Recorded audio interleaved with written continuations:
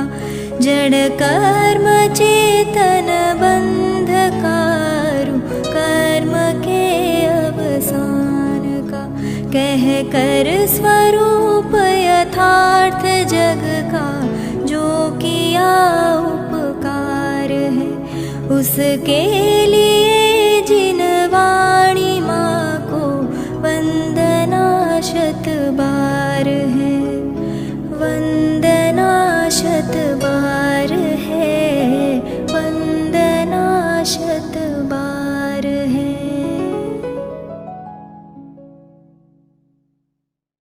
मंगलम भगवान वीरो मंगलम गौतमोरणि मंगलम कुंद कुंदार्यो जैन कर्मोऽस्तु मंगलम सर्वमंगल मांगल्यम सर्वकल्याणकारिकम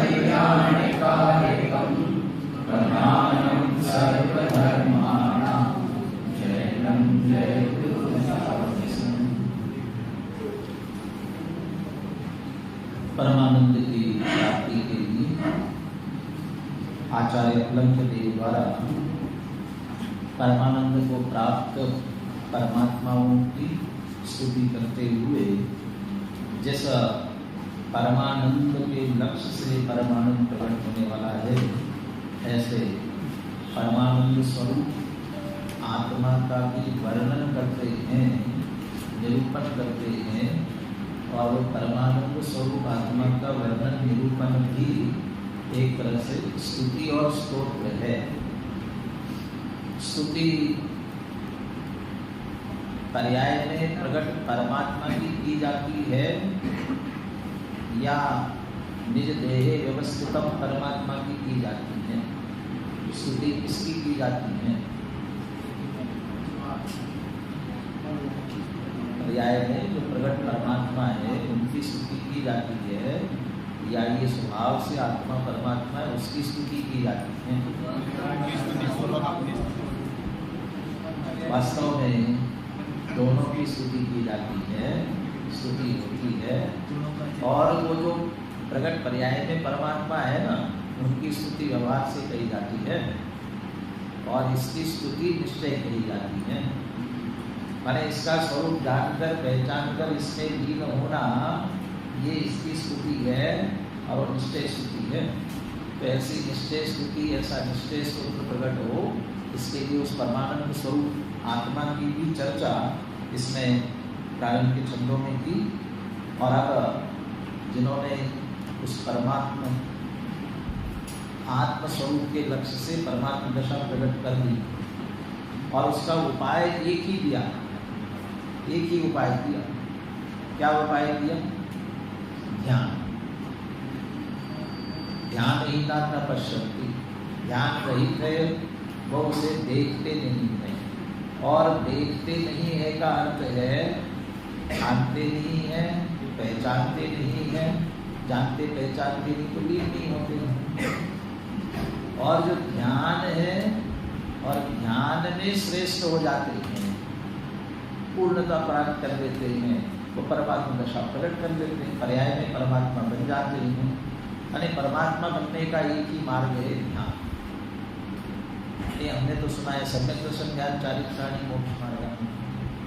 सम्यक दर्शन ज्ञान चारित्र है ना, ये ध्यान के तीनों आगे हैं, क्योंकि ध्यान सम्यक चारित्र है। सम्यक चारित्र सम्यक दर्शन ज्ञान पूर्वक ही होता है, इसलिए ध्यान में सम्यक दर्शन ज्ञान चारित्र तीनों सम्मिलित हो जाते हैं। जिन मुनिराजों ने ये परमात्मा दशा, जिस परमात्मा के स्वरूप की चर्चा कर रहे हैं, 2 श्लोकों में की, 13 और 14वें श्लोक में कर दी, वो ध्यान से प्राप्त की थी। एक और ये ध्यानशीला मुनयम प्रधाना था ना, इसमें एक भाव ये भी ले लेना, ये ध्यानशीला मुनयम प्रधाना, उसमें ये भी भाव लेना, संघ में कौन से मुनि प्रधान होते हैं? संघ में कौन से मुनि प्रधान होते हैं? आचार्य। और आचार्य का चयन किसके आधार से होता है? सम्यक दर्शन ज्ञान चारित्र की अधिकता से जो संघ में श्रेष्ठ हुए हैं, इसलिए संघ के नायक बनाए गए। मैंने सम्यक दर्शन ज्ञान चारित्र की अधिकता देखकर, और सम्यक चारित्र की अधिकता क्या है? निरंतर आत्मज्ञान की विधि रहते हुए ध्यान की जिनको विशेषता है, ये ध्यानशीला मुनय प्रधान, तो वो ध्यानशील मुनि वे वास्तव में प्रधान होते, उनकी बात की। अब वो जो ध्यानशील मुनि है, उन्हें ध्यान जो होता है वो कैसे ध्यान होता है? तो 15वें श्लोक में तो ध्यान के स्वरूप की समझ लो, या उस ध्यान की प्राप्ति के उपाय के लिए तो कैसे प्रकट होता है ध्यान। बहुत धार्मिक श्लोक है, संभव बोलते हैं एक साथ ही सभी। यत्क्षणं दृश्यते शुद्धं तत्क्षणं गतविक्रमः स्वस्थचित्तस्थिरीभूत्वा निर्विकल्प समाधिना। ध्यान शब्द नहीं दिया, लेकिन होता कैसे है? यत्क्षणं शुद्धं दृश्यते, जिस समय शुद्ध दिखाई देता है, और जिस समय शुद्ध दिखाई देता है, शुद्धम दृश्यते, अपना आत्मा अपने आप को शुद्ध दिखाई देता है। और वो शुद्धम में वो सब ले लेना, क्या क्या ले लेना? निर्विकारम, निरामयम, निराबाधम, द्रव्य कर्म विमुक्तम, भाव कर्म विवर्जितम, नो कर्म रहितम। जो जिन सबसे रहित बनने की बात दी ना, जिनसे अशुद्धता की संभावना है, सर्वसंग विवर्जितम, जिनसे भी अशुद्धता की संभावना है और अशुद्ध कहा जाता है, उन सब से रहित है ना। और साथ में रहित रहित रहित कहने में ऐसा लगेगा फिर खाली है क्या? अनंत सुख संपन्नम ज्ञानामृत पयोधरम अनंत वीर्य संपन्नम, अरे परम आनंद संपन्नम, परम आनंद संपन्नम। आनंद की मुख्यता भी, स्वरूप की मुख्यता भी ये है कि ये सभी शुद्धता में शामिल है। जब ये शुद्ध देखता है तत्क्षणं गत विभ्रमा, उसी समय सारा विभ्रम चला जाता है। अब तक जो विपरीत मान्यता हम मानते आ रहे थे वो सब चला जाता है, और उस विभ्रम के अभी तक मैं अपने आप को, मैं भ्रम्यो अपन को विसरिया अपनाए विफल निज को पर को अपना ध्यान और देह की एकत्वपूर्ति वाले शब्द क्या है उसमें? निज ने कदे अपने आप देह माना ना, निज को देह माना। चलिए वो आप देख लेना। अरे देह रूप हम अपने आप को मान रहे हैं, जितना विभ्रम है ये सब उसी समय चला गया। और विभ्रम गया इसका अर्थ है मिथ्या दर्शन, मिथ्या ज्ञान, मिथ्याचार, सारी विपरीतता चली गई और सहज ही वो ध्यान की दशा प्रकट हो गई। लेकिन वह शुद्धम दृश्यते, जिस शुद्धपने को देखा गया ना, वो क्या हमें क्यों दिखता नहीं है?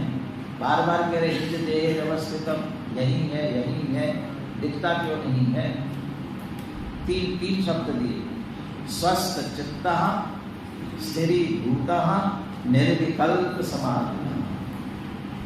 वह निर्विकल्प समाधिना शुद्धम दृश्यते, जिस क्षण निर्विकल्प समाधि रूप होकर के, अभी समाधि की चर्चा विस्तार से सुन रहे थे। क्या है समाधि? आदि व्याधि उपाधि से रहित सहज दशा, माने अपने स्वरूप को जानना, पहचानना, लीन होना, वही समाधि है। और जब तक किसी प्रकार का भी विकल्प रहेगा तब तक वह स्वरूप की स्थिरता वाली समाधि होने वाली नहीं है। सारे समस्त संकल्प विकल्प मुक्तम, सारे संकल्प विकल्प से मुक्त वो निर्विकल्पता हुई, वही समाधि। उस निर्विकल्प समाधि से जब देखते हैं तब शुद्ध ही दिखेगा। और ऐसे निर्विकल्प समाधि रूप होकर के जिस क्षण शुद्धम दृश्यते, जिस समय शुद्ध आत्मा को देखते हैं, तत्क्षणम गत विभ्रमा, सारे विभ्रम से रहित हो जाते हैं। क्यों नहीं देख पाते? वह निर्विकल्पता क्यों नहीं आती? और निर्विकल्प होकर समाधि में क्यों नहीं आते? क्योंकि हम निरंतर पर में रुके हुए हैं, पर में अटके हुए हैं, निरंतर पर सम्मुखता हो रही है।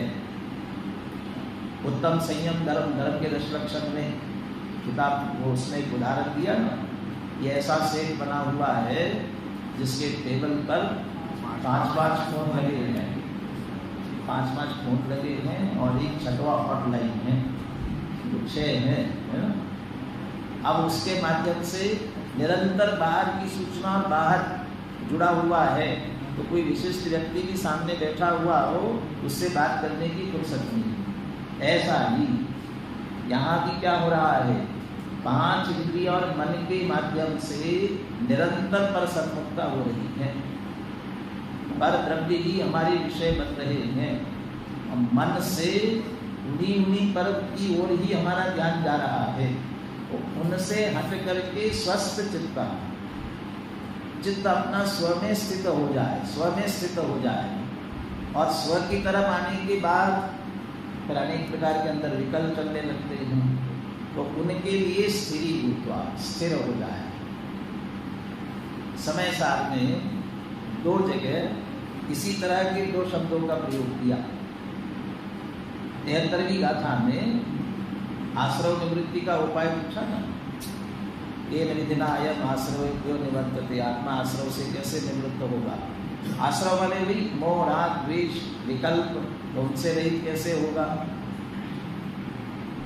तो अपना स्वरूप बता दिया पहले, अहमिको फलशुद्धो निममो नान दंसन समर्पो तम्मिथितो तच्चित्तो सर्वे एवे भयम नहीं तम्मिथितो तच्चित्तो, उसी में स्थित होकर के और उसी में लीन होकर के, स्थित होना और लीन होना।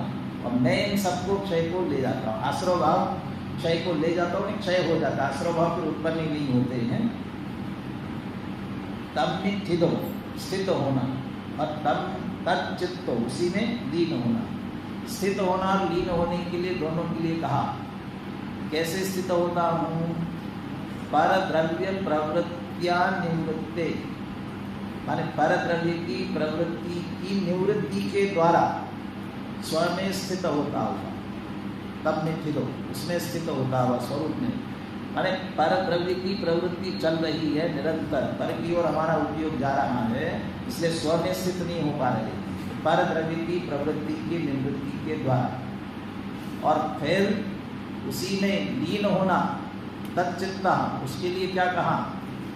फिर वो पर के निमित्त से जो चैतन्य में चंचल कल्लोले उत्पन्न होती है, उनके निरोध के द्वारा। मेरे ही चैतन्य में पर के लक्ष्य के कारण से ही चंचल कल्लोले उत्पन्न होती, विकल्प उत्पन्न होते हैं, उनके निरोध के द्वारा।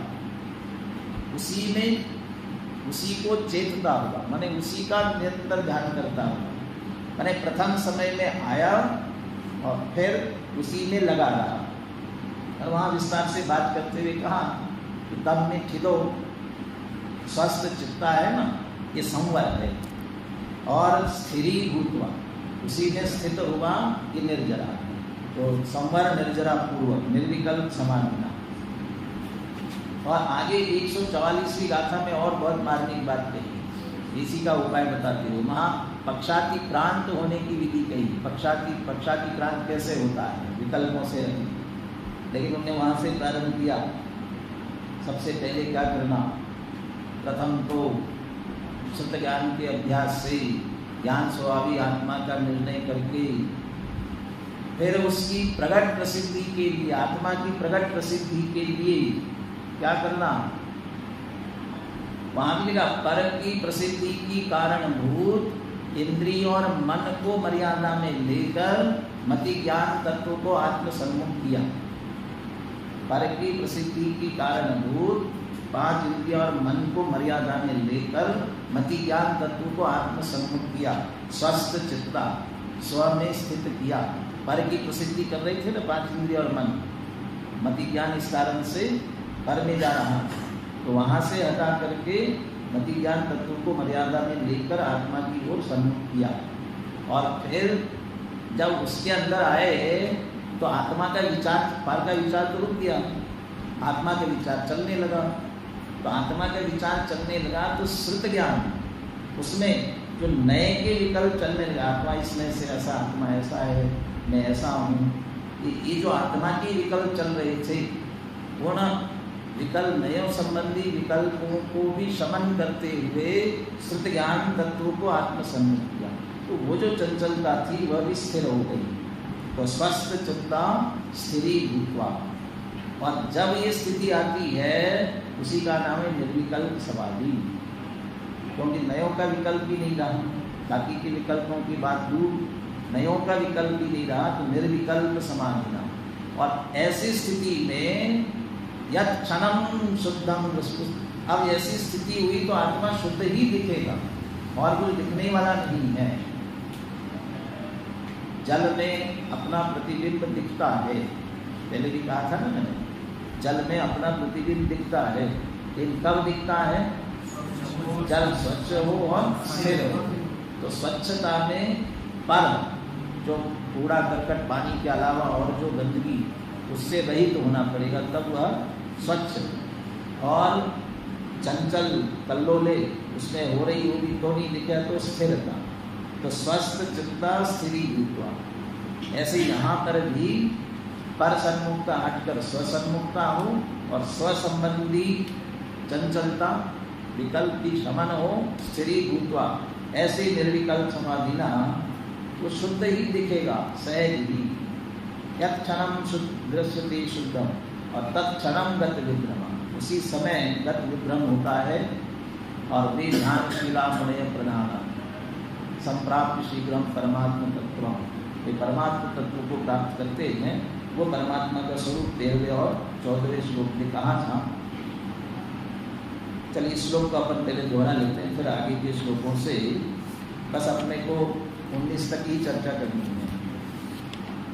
19 तक ही यदि आपका पूरा हो पाएगा वहीं तक करेंगे, और प्रश्न आपकी जो परीक्षा होगी वो वहीं तक की आएगी। और बाकी जो है ना, बाकी के खंड हमारे महाविद्यालय के विद्यार्थी रहेंगे, बांसवाड़ा के भी रुकने वाले हैं, और भी जो स्थानीय है वे सब नहीं हैं। तो 10 तारीख को रात्रि के प्रवचन में ये विषय आगे पूरा करेंगे वहाँ। फिर बाकी जो वहाँ समय साथ चल रहा है उसकी बात करेंगे, वहाँ पूरा करेंगे। और बाकी रिकॉर्ड हो रहा है, जो जा रहे होंगे वो बात भी सुन सकेंगे, जिनको पूरा सुनना होगा उसमें सुन सकेंगे। नहीं तो आप उल्टा होगी जल्दी जल्दी करने के चक्कर में। इस प्रकार ऊपर कहे हुए परमात्मा के शुद्ध स्वरूप को योगी पुरुष जिस समय निर्विकल्प समाधि के द्वारा जान लेता है, उसी समय उस योगी का चित्त आकुलता रहित हो स्थिर होता है और अज्ञान का नाश हो जाता है। ये इसको सबसे जोड़ दिया। जो ध्यानशिला मुनया था उन योगियों से भी जोड़ा, साथ में वो शुद्ध दिखना। क्या शुद्ध दिख रहा है? परमात्मा का। कौन सा परमात्मा का स्वरूप? जो 13वें 14वें प्रकट परमात्मा का है उनका स्वरूप, और जो पीछे स्वभाव से परमात्मा है उसका जो स्वरूप कहा है वो परमात्मा का स्वरूप। दोनों का पहले आश्रय के लिए, आधार के लिए अरहत आदि परमात्माओं के स्वरूप का भी चिंतन किया जाता है, और उनके चिंतन पूर्वक फिर अपना चिंतन होता है। अब उनके चिंतन पूर्वक अपना चिंतन कैसे होता है? उनके जैसे ही हम हैं, इसी की चर्चा इसके बाद के श्लोकों में भी आने वाली है। अरहंत भगवान और सिद्ध भगवान, उनसे समानता आगे के छंदों में की गई है। बोलिए 15वां श्लोक और पद्यात्मा बोलिए।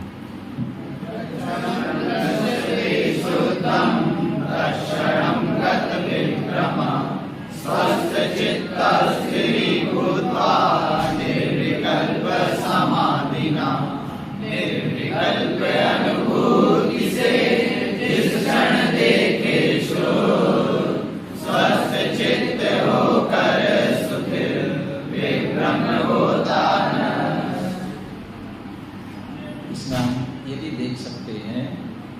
गिरिराज के लिए कहा था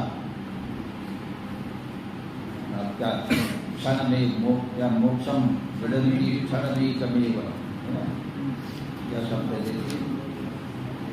संप्राप्य शीघ्रम परमात्म तत्वम प्रजन्ति मोक्षम क्षणमेकमेव, मुक्ति तक पहुँचते हैं ना। तो यहाँ पर भी हम स्वस्थ चित्ता, ये संवर श्री भूतवा, ये निर्जरा और संवर निर्जरा पूर्वक तत्क्षणम गत विभ्रमा, ये विभ्रम से रहित, वो पूरे सबसे रहित होकर के मुक्ति तक प्राप्त करते हैं। ऐसा भी हम संवर निर्जरा पूर्वक मोक्ष तक का क्रम भी पूरा होता है, ऐसा भी हम इसमें से निकाल सकते हैं।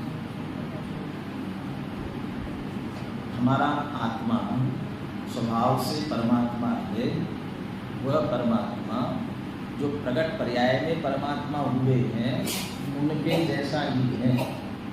अभी यहाँ जो प्रकट पर्याय में परमात्मा हुए हैं उनकी महिमा करते हुए, उनको भले ही हम अलग अलग नामों से कहे, लेकिन वे सब यही है। और जो कुछ उत्कृष्ट होता है वह उत्कृष्ट उनमें प्रकट होता है। तो परमात्मा दशा में उत्कृष्टता प्रकट होने से उनके बहुत सारे नामों का उल्लेख करते हुए उनकी महिमा करते हैं। और जो प्रकट पर्याय की अपेक्षा से परमात्मा की महिमा की जाती है, स्वभाव की अपेक्षा से हम वैसा होने से एक तरह से वो सारी बातें अपने में भी घटित होती हैं। स्वभाव की अपेक्षा, वहाँ प्रकट पर्याय की अपेक्षा या स्वभाव की अपेक्षा। तो 4 श्लोकों में कितने विशेषण आते, कितनी विशेषताएं बताते हैं, कितने नाम बताते हैं, ये पढ़ते हैं। एक साथ 4 श्लोकों का उच्चारण करते हैं। इसमें थोड़ा पहले श्लोक में ब्रह्मा लिखा है ना, ये ब्रह्म, इसको सुधार भी लेना और उच्चारण में भी ब्रह्म, ब्रह्मा नहीं ब्रह्म बोलते एक साथ। सैव परमं ब्रह्म सैव चिरपुंगवा सैव परमं तत्त्वं सैव परमं गुरु सैव परमं ज्योति सैव परमं तप सैव परमं ज्ञानं सैव परमात्मना सैव सर्वकल्याणं सैव सुभाजनं सैव शुद्धचिद्रूपं सैव परमं शिवः सैव परमानन्दः सैव सुखदायकः सैव परं चैतन्यं सैव गुणसागरः। इसलिए मैंने पहले ही कहा आपको, स एव माने कौन, वही कौन, वही जो परमात्मा पर्याय में प्रकट हुआ है वो परमात्मा। और जिन दर्शन कर दर्शन का, मैं वह हूँ जो है भगवान, जो मैं हूँ वह है भगवान। अंतर यही ऊपर ही जहाँ विराग यहाँ धारिता। इसलिए स्वभाव की दृष्टि से देखा जाए तो मैं निज देहे अवस्थितम, बार बार जो पीछे कहते आए हैं सही, उसे भी हम घटित कर सकते हैं। अभी हम प्रकट पर्याय में जो प्रकट परमात्मा बने हैं उनकी मुख्यता से बात करते हैं। वे परमात्मा परमं ब्रह्म, वे कैसे हैं, ये परम ब्रह्म है। और ब्रह्म शुद्ध आत्मा को कहा जाता है। तो यहाँ ये ही, और परम शब्द और लगा दिया, ब्रह्म शब्द आत्मा की ले लो और परम शुद्ध उत्कृष्ट, ये ही उत्कृष्ट आत्मा है। सर्वोत्कृष्ट दशा को प्राप्त करने के कारण उत्कृष्ट है। हम रोज नमोकार मंत्र के साथ साथ नमोकार मंत्र का स्मरण करते हैं, उसके साथ साथ ये भी बराबर बोलते हैं चत्तारी लोकोत्तमा, अरहंता लोकोत्तमा, सिद्धा लोकोत्तमा, साहु लोकोत्तमा, केवली बरकतो लोकोत्तमो। तो यहाँ अरहंता लोकोत्तमा, अरहंत भगवान को लोक में सबसे उत्तम कहते हैं, सर्वोत्कृष्ट। इसलिए ये सर्वोत्कृष्ट आत्मा है। आत्मा की सर्वोत्कृष्ट दशा वहाँ प्रकट हुई, इसलिए परम ब्रह्म है। सैव जिन पुंगवः, यही कैसे हैं? जिन में पुंगव माने श्रेष्ठ होता है, जिसमें भी पुंगव शब्द लगे, पुंगव पंडित पुंगव मुनि पुंगव ये लगाते हैं ना, माने वो उनमें और श्रेष्ठ। तो जिन पुंगव, तो जिन में श्रेष्ठ, तो ये परमात्मा दशा प्रकट हुई, ये जिन ही तो है, तो जिन में फिर श्रेष्ठ क्यों कह रहे हैं? ऐसा नहीं। जिन कहाँ से होते मालूम है? जिन कहाँ से होते हैं? चौथे गुणस्थान से जिन हो जाते हैं, चौथे गुणस्थान से। वो एक देश जिन है, चौथे गुणस्थान वाले। ब्रह्म द्रव्य संग्रह के मंगलाचरण में जिन वर वस हेन नित्यम, जो कहा ना, जिन वर वस हेन, तो क्या पूरा गाथा बोलिए? जीवम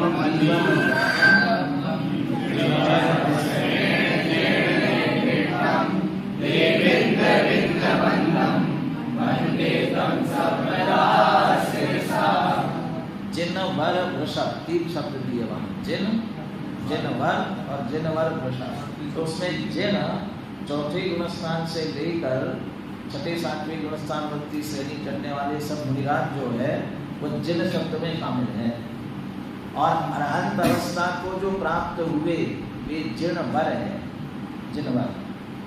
अपन सिद्धि भक्ति करते तो हे जिनवर, जिनेन्द्र भगवान को जिनवर के रूप में कहते हैं ना, अरहंत अवस्था को प्राप्त।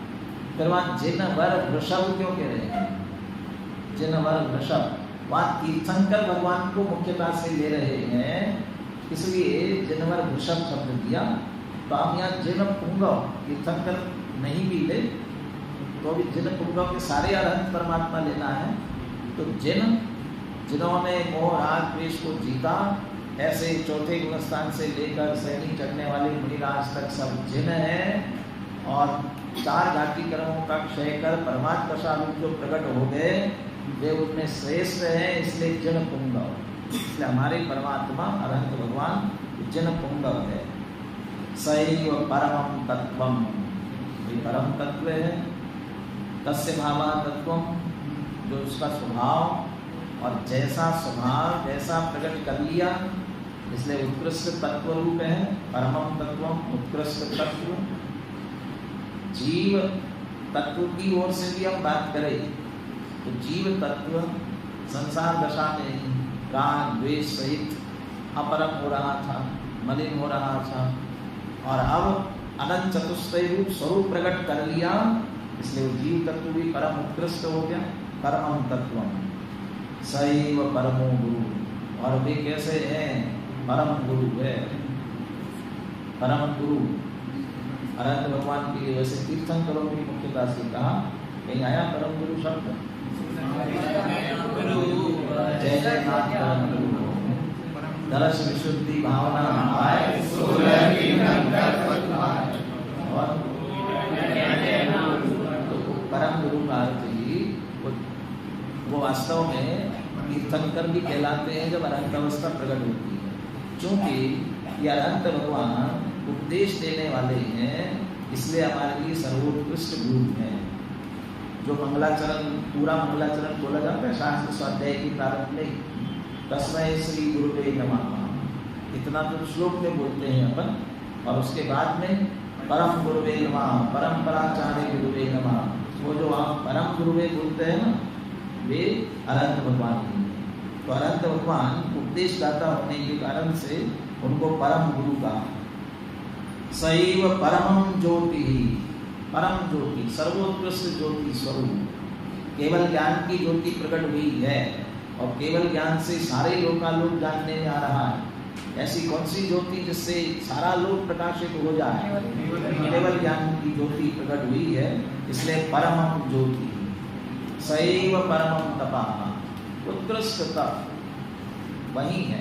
तप का फल भी मिला, उत्कृष्ट तप, और उत्कृष्ट तप भी इन्हीं के होता है। अरहंत भगवान के तप होता है, अरहंत भगवान के तप होता। कौन सा तप करते हैं अरहंत भगवान?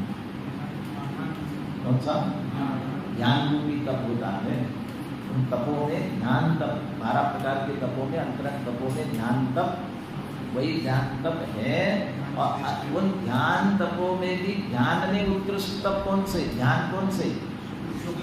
शुक्ल ध्यान। और शुक्ल ध्यान में भी, शुक्ल ध्यान की भी 4 है ना, उसमें से पहले 2 हो गए नीचे मुनि दशा में, जिससे अनंत अवस्था प्रकट हो गई। और अब अनंत अवस्था में वे 2 शुक्ल ध्यान करेंगे, जिस शुक्ल ध्यान से वे संसार से मुक्त हो जाएंगे, देह से भी मुक्त हो जाएंगे। वो उत्कृष्ट तप उन्हें होता है, ध्यान रूपी तप। इसलिए सैव परमं तपा, शुक्ल ध्यान रूपी तप, शुक्ल ध्यान के लिए उत्कृष्ट शुक्ल ध्यान करने के कारण से सैव परमं तपा, और ध्यान भी ले लिया आगे, सैव परमं तपा। तप को ऐसा ले लें यहाँ, ध्यान में शुक्ल ध्यान को ध्यान में ले लीजिए, परमं ध्यान, उत्कृष्ट ध्यान, सैव परमं ध्यान, शुक्ल ध्यान वहाँ। तप किसे कहते हैं? चलो इच्छा निरोधक, इच्छा निरोध। अब अनंत भगवान की कौन सी इच्छा रहेगी? इच्छा किससे होती है, किसके कारण से होती है? मोह से होती है। और वे मोह से रही पूर्ण वितरागी हो गए हैं, इसलिए इच्छा के निरोध। ये तो नास्ति से हुआ। अस्थि से तप किसे कहते हैं? अस्थि से तप किसे कहते हैं? स्वरूपे प्रतपणम तपाः, स्वरूप में ही प्रतपन, स्वरूप में ही लीनता। और अनंत भगवान कैसे हैं? सकल की गायक प्रगति निजानंद रसी। वो निजानंद, आनंद शब्द दिया, लेकिन आनंद में अकेले लीन नहीं है, वो परम आनंद स्वरूप अपने आत्मा में लीन है। वो स्वरूपे प्रतपनम, स्वरूप में ही लीनता वाला तप, इसलिए परमं तपा। और शुक्ल ध्यान की अपेक्षा से परमं ध्यान। जब सब कुछ जिनके पास उत्कृष्ट ही उत्कृष्ट है, हर चीज परम, बढ़िया, परम, तो वो आत्मा कैसा होगा? परम। इसलिए परमात्मा, इसलिए उनको परमात्मा कहते हैं। वे उत्कृष्ट आत्मा है। सैव परमात्मा, सैव सर्व कल्याणम, सैव सर्व कल्याणम। यहाँ सर्व कल्याणम, सुखभाजनम, सुखदायका, सब एक दूसरे से जुड़ते हुए चले जाएंगे। जो कुछ जगत में कल्याण कहा जाता है, जिसमें तुम कल्याण समझते हो, इसमें कल्याण है। किस चीज में कल्याण है? वास्तव में सहज निराकुल रहने में ही कल्याण है। और ऐसी सहज निराकुल दशा आपने प्रकट कर ली है, जिसे सर्व कल्याण, जो कुछ करने योग्य है वो सब कर लिया, इसलिए सर्व कल्याणम। एक सर्व कल्याणम, स्वयं जो कुछ कल्याण करने योग्य है वह सब कृतकृत्य जैसे हो चुके हैं। और जगत का कल्याण, सारे जगत का कल्याण भी आपके निमित्त से ही होने वाला है। इसलिए उस दृष्टि से भी स्वयं कल्याण स्वरूप है, जगत के भी कल्याण के लिए कारण है। सर्व कल्याण, सैव सुख भाजनम, सैव सुख भाजन, सुख के पात्र, सुख ही सुख जिनमें भरा हुआ, अनंत सुख प्रकट हुआ है। इसलिए अनंत सुख जिन्हें प्रकट हुआ, इसलिए सुख के ही जो पात्र है, सुखमय है, अनंत सुख संपन्नम का ही पीछे सुख भाजनम, सैव शुद्ध चिद्रूपम। चैतन्य की दशा भी कैसी हो रही है? शुद्ध हो रही है, शुद्ध चिद्रूपम। चिद्रूप चैतन्य रूप, चैतन्य में कौन कौन से गुण लिए जाते हैं? ज्ञान दर्शन। तो समझ लीजिए उधर सुख भाजनम कह दिया तो अनंत सुख, और चिद्रूप चैतन्य में ज्ञान और दर्शन लिए जाते हैं, और वो भी शुद्ध पूर्ण निर्मल हुए, इसलिए अनंत ज्ञान अनंत दर्शन। तो अनंत ज्ञान अनंत दर्शन प्रकट हुआ होने से शुद्ध चिद्रूपम, शुद्ध चैतन्य रूप है। चैतन्य चैतन्य ही शेष रह गए, शुद्ध चिद्रूपम। सैव परमं शिवा, शिव, शिव किसे कहते हैं? तो मुक्त, संसार से तो मुक्त हो ही गए हैं, पर देह मुक्त होना बाकी है। इसलिए ईशत मुक्त भी कहा जाता है। नो संसार, संसार शेष थोड़ा सा शेष रह गया है। परमं शिवा, उत्कृष्ट मुक्त दशा तत्काल ही प्रकट होने वाली, इस अपेक्षा से शिवा। दूसरा लोक में शिव किसे कहते हैं? शंकर। शंकर को शिव कहते हैं ना। तो ये भी आप भी शिव माने शंकर हो, और शंकर माने शम करोगी। शम शांति, सुख, निराकुलता को जिन्होंने कर लिया, प्रकट कर लिया। तो निष्कषाय, कषायों से रहित, मोह से रहित होने के कारण से स्वयं शिव है। और कल्याण भी कहते हैं शिव को। वितराग विज्ञानता के लिए कहा छड़ा लाते। वितराग विज्ञानता कैसी है? शिव स्वरूप शिव का तीन भुवन में सा वितराग विज्ञानता नमो प्रियो समाधिके। तो शिव स्वरूप शिवकार जैसे कहते हैं, मंगल स्वरूप है, कल्याण स्वरूप है, ऐसे आप भी मंगल स्वरूप, कल्याण स्वरूप, शांति स्वरूप है, वो भी सर्वोत्कृष्टता और दूसरों के लिए भी कारण बनते हो, उस हिसाब से भी शिव है। सैव परमानंद, और इन सब को मिला करके परम आनंद, अनंत सुख, ये सब जिनके प्रकट हुआ है, इसलिए परम आनंद रूप आप ही हो। और सैव सुखदायक, अकेला स्वयं सुखमय है इतनी ही बात नहीं है। जो जो आपका आश्रय करेंगे, लक्ष्य करेंगे, उन्हें भी सुख देने वाले हैं। सुखदायका, कैसे सुख देंगे? तो अपना सुख बांटेंगे तो उनका सुख खत्म नहीं होगा। सुखदायक है तो कैसे देते हैं सुख?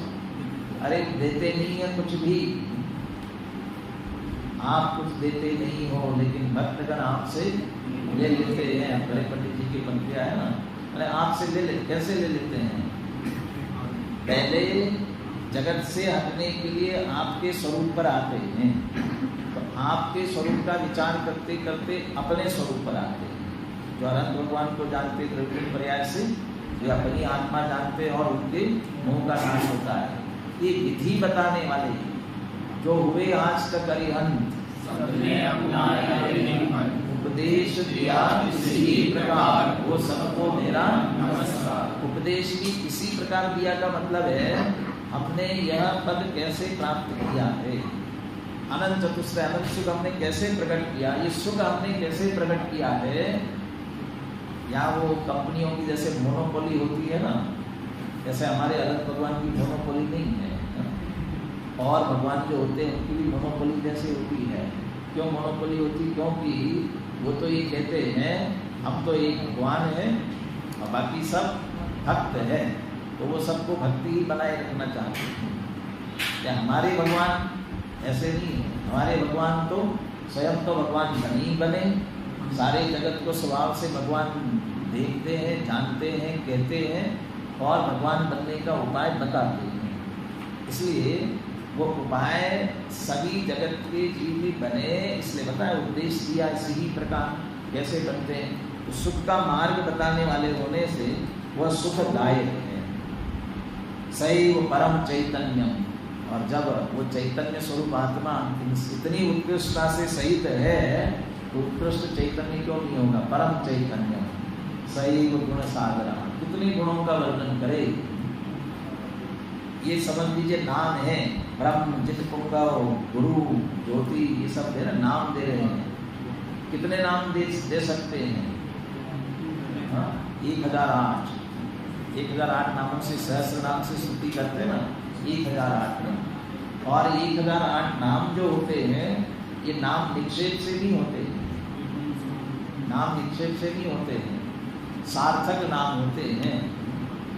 वो नाम की विशेषता उनमें होती है, इसलिए जितने विशेषण दिए जा रहे हैं ये सारी विशेषताएं उनमें हैं। कह रहे कुछ गुणों को हमने कह दिया, लेकिन कितने गुण कहते जाएं? गुण सागर, आप तो गुणों के सागर है, वे भी निर्मल गुणों के। सम्यक दर्शन प्रकट होते ही, जैसे ही सम्यक दर्शन होता है ना, तो सम्यक दर्शन के लिए कहा जाता है अनंत गुणांशते संकित।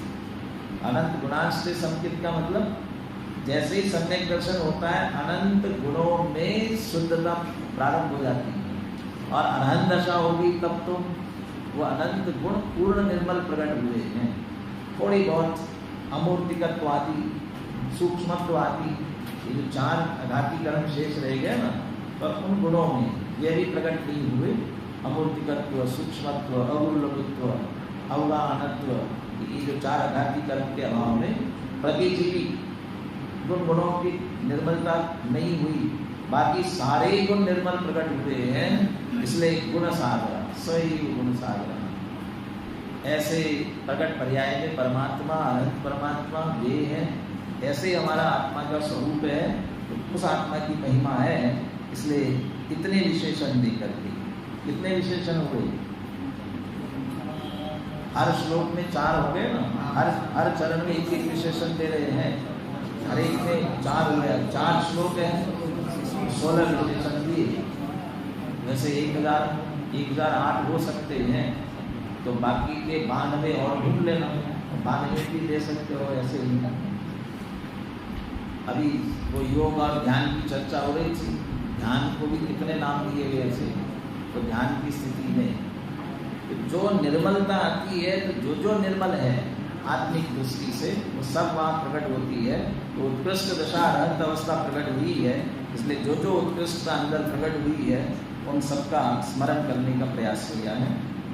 श्लोकांत से पढ़ते हैं, श्लोकांत में भी संक्षेप में हेतु देने का प्रयास किया है, उस विशेषण का हेतु। वह परम ध्यानी योगी मुनि ही, अब यहाँ वो मुनिराज से ही जोड़ रहे हैं, लेकिन अपन आगे बढ़ेंगे। तो ध्यानशीला मुनिया परमात्म तत्व प्राप्त, वो वहीं नहीं रुके हैं, वो आगे परमात्म दशा को प्राप्त हुए। और जब परमात्म दशा प्राप्त हुई ना, तब परम ब्रह्म उत्कृष्ट आत्मा, इसका कारण नहीं, इसका हेतु नहीं दिया। परम ब्रह्म कर्मों को जीतने से जिन जीता है ना, इसलिए जिन कौन से कर्मों को जीता? अभी अरहत अवस्था ले रहे हैं, तो किसको जीता? बस। अरे असली जीत क्यों कहा जाता है? मोह राग द्वेष को जीतने से। मोह राग द्वेष, तो 4 घाती कर्म तब गए हैं जब मोह राग द्वेष वितरागता उसके आधार से गए हैं, इसलिए इन सबको भाव कर्म भी जीत लिए हैं।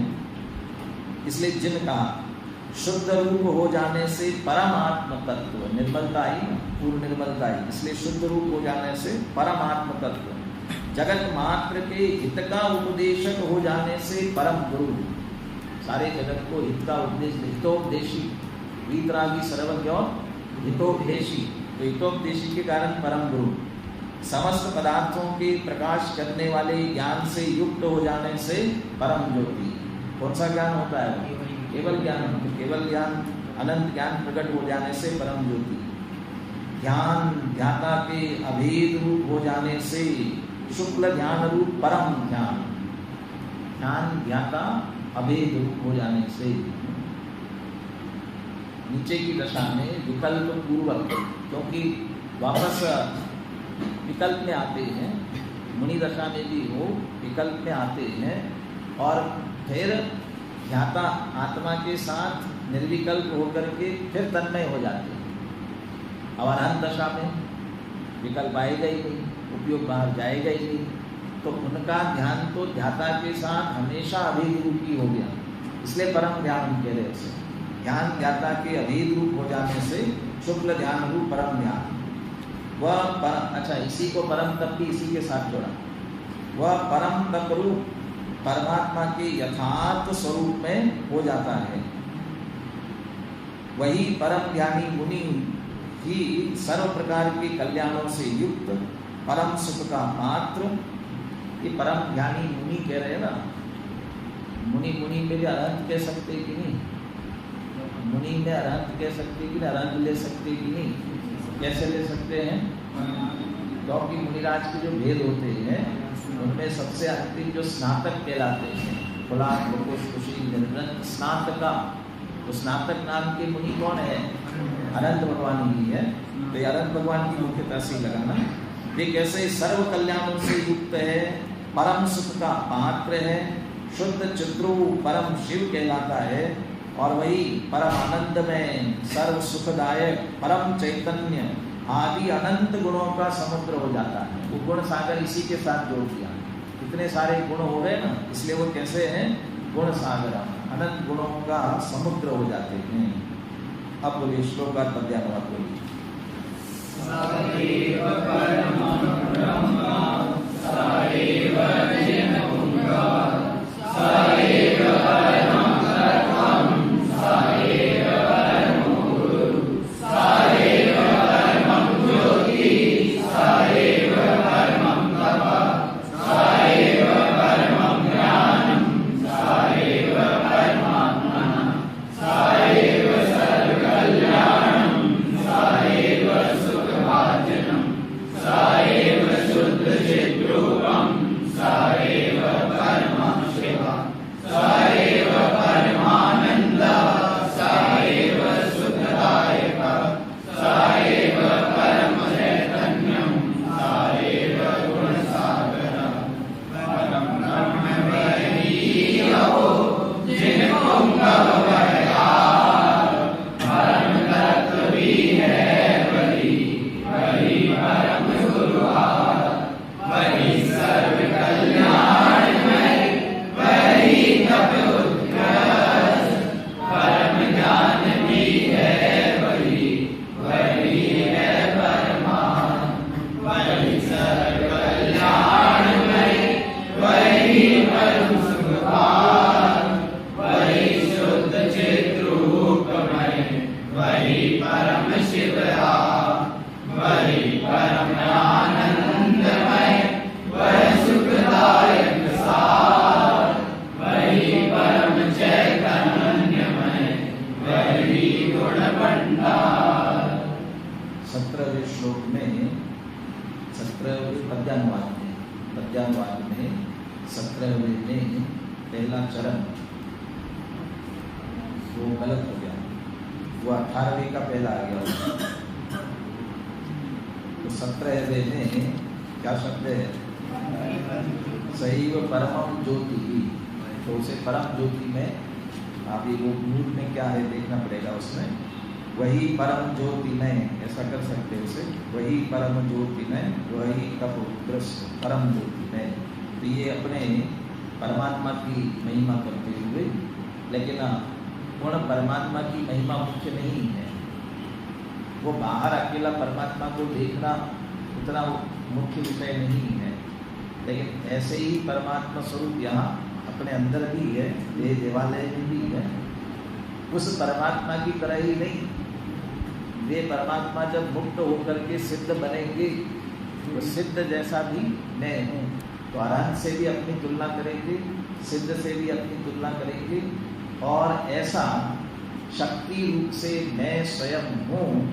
और ऐसी आत्मा की स्वीकृति पूर्वक, निर्णय पूर्वक उसी की स्थिरता, उसी का ध्यान करते हैं। जब उसकी स्वीकृति होती है, उसकी स्वीकृति होते ही आनंद प्रकट होना प्रारंभ हो जाता है, और उसकी स्वीकृति करके उसी में स्थिर हो जाते हैं, और स्थिरता की वृद्धि होते होते पूर्णता करते हैं, तो परम आनंद की प्राप्ति होती है। उस परम आनंद की प्राप्ति के लिए ये सारी चर्चा की गई है। ऐसे परम आनंद में अपना आत्मा है, गुरुदेव इसको ऐसा कहते हैं, ऐसा आत्मा है कि नहीं? है कि नहीं ऐसा आत्मा? तो कहते हैं हाँ पाठ से तो लग लाख से। ऐसे परम आनंद स्वरूप मैं हूँ। हाँ पाठ से माने हाँ स्वीकार करोगे तो इसकी लत लगेगी, इसकी रुचि लगेगी। हाँ मैं ऐसा हूँ, लत लाख से। और कहते हैं लत लाख से तो हालत सुधर से। यदि इसी की लत लगी रहेगी ना तो हालत सुधर जाएगी। अभी संसार में दुखी हो रहे हैं, उसकी जगह हालत सुधर करके परमानंद की दशा आ जाएगी। और दूसरी तरफ ये भी कहते हैं ना पाड़ से तो नरक निगोज ऊपर से। और इसको स्वीकार है, ऐसा परम आनंद स्वरूप वास्तव में आत्मा है।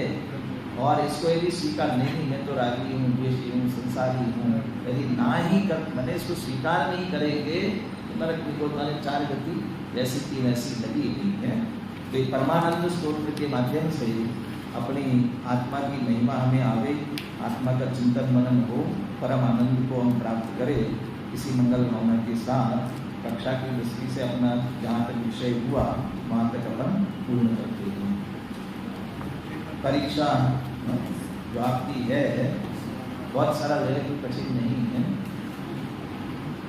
पहले 20 प्रश्न विकल्पात्मक हैं, उसमें आपको सिर्फ निशान लगाना है। 20 सरल है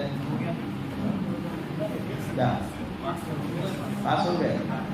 लेकिन 20 में आपको 10 ही मार्क्स मिलने वाले हैं। 20 में 10 ही मार्क्स मिलेंगे, 10 मार्क्स का है। आप बच्चे कितने? 20 अंकों का पेपर हो रहा है। तो इसमें जितने श्लोक हुए हैं उन्हीं के आधार से जिन्होंने ध्यान से सुना होगा वे सब तत्काल पकड़ लेंगे। कहीं कहीं थोड़ा फिल इन द ब्लैंक्स किए, उसी विकल्प में ही फिल इन द ब्लैंक खाली जगह छोड़ी है, उसमें उचित शब्द क्या है वो उसके विकल्प में से आपको चुन करके उस पर रखना है। और बाद में 5 प्रश्नों का संक्षेप में उत्तर देना है। 5 प्रश्नों का 20 अंकों के लिए 5 प्रश्नों का, बहुत सरल, कोई ज़्यादा कठिन नहीं है, सरल सारे प्रश्न हैं, जितना पढ़ा उसी में से। लेकिन जो अकेले आकलन बनने की कोशिश की होगी जिन्होंने, कैसे आकलन बनने की मतलब एक बार सुन लिया मैंने हो गया, तो वो कदाचित बस सुन के ही रह गए हों तो नहीं दे पाए कदाचित। विकलांग बने होंगे तो थोड़ा बहुत दे सकेंगे, लेकिन अपने आप को ये बार बार समझना है, तो पढ़ा होगा, ध्यान किया होगा तो आसानी से आप दे सकते हैं। तो 5 प्रश्न बहुत संक्षिप्त उत्तर लिखने वाले उसको।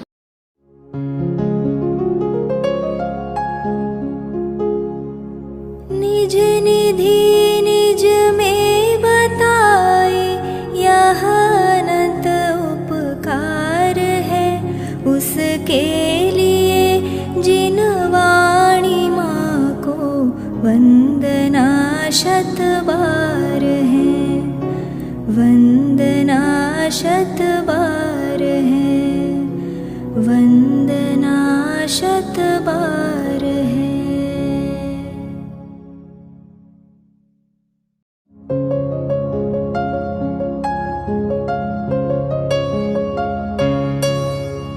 हे जिन वाणी भारती तो ही जपो दिन रैन, जो तेरी शरणा गहे सो पावे सुख चैन।